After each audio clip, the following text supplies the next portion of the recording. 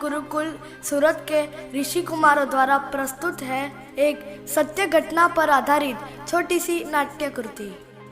जयपुर के पास 42 किलोमीटर पर लद्दाना नाम का एक शहर है। उस समय की बात है जब लद्दाना रियासत थी। हर रोज की तरह आज भी राज दरबार भरा हुआ है।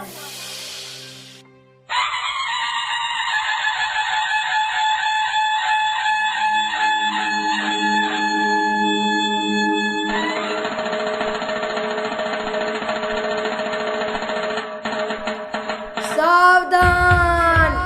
राजाधिराज, महाराज, अन्नदाता, दीन प्रतिपाल, अनाथों के नाथ, लद्दाना के महाराज साहब पधार रहे हैं।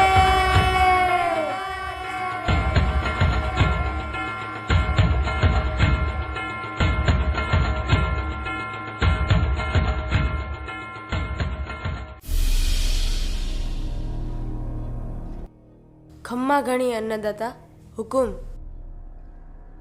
मोहम्मद, तुम हिंदू कब से बन गए? नहीं नहीं महाराज, मैं हिंदू तो नहीं बना।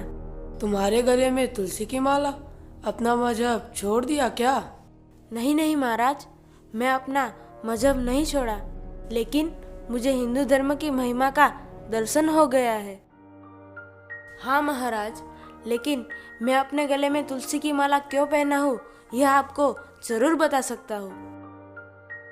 अन्नदाता, मैं आपको खुदा की कसम खाके एक सत्य घटना कहता हूँ। मैं एक बार लद्दाना से अपने नैनीहाल की ओर जा रहा था। सूरज ढलने को था और मैं बैलगाड़ी के रास्ते से चले जा रहा था।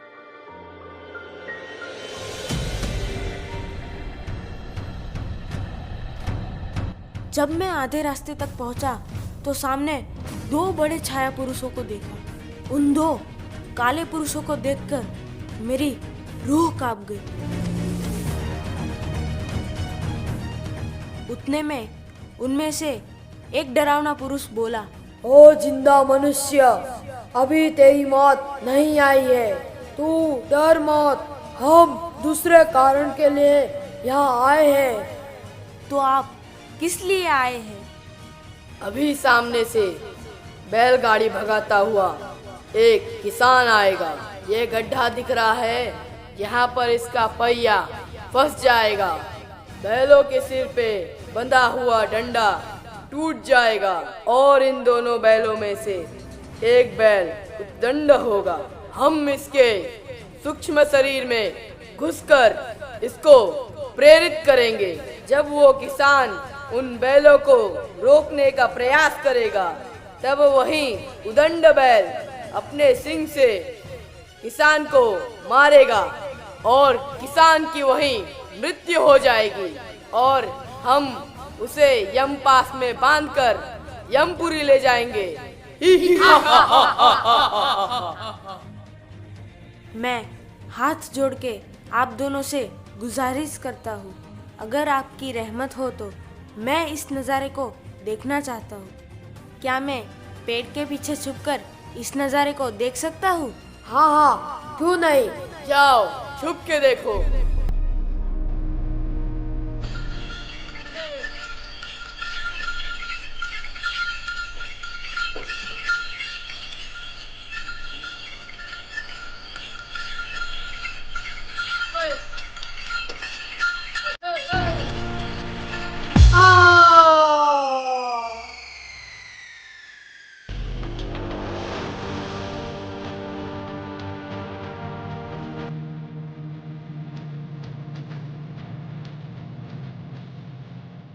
क्या हुआ? इसका जीवात्मा कैसा है? सामान्य व्यक्ति के मृत्यु का कोई न कोई निमित्त बनाकर हम उसे लेकर जाते हैं, लेकिन इसका जीवात्मा हमारे हाथ से निकल गया। आपके हाथ से? आपके हाथ से कैसे निकल गया? हम उसे यमपास में बांधकर यमपुरी में ले जाना था, लेकिन जहाँ उसकी मृत्यु हुई वहाँ तुलसी का पौधा था। पर तुलसी की पौधों से आपको क्या? अरे मूर्ख मनुष्य, तुझे इतना भी नहीं पता?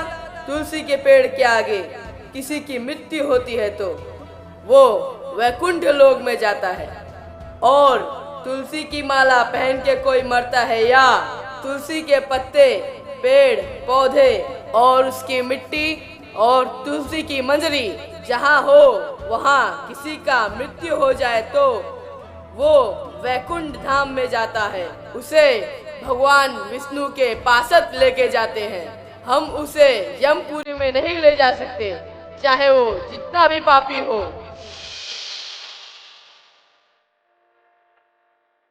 महाराज, तब से मुझे यकीन हो गया है, साधु संत जो तुलसी की माला गले में पहनते हैं उसमें बड़ा गुण है। मैं मरने के बाद विष्ट जाऊं या दोजख जाऊं उसका तो पता नहीं, लेकिन महाराज, यह तुलसी की माला पहनकर अगर मैं मर गया तो मैं विष्णु लोक में जरूर जाऊंगा। मैंने अपना मजहब तो नहीं बदला महाराज, लेकिन तुलसी की माला का महत्व जानकर मैं मुसलमान होकर भी तुलसी की माला पहना हूँ।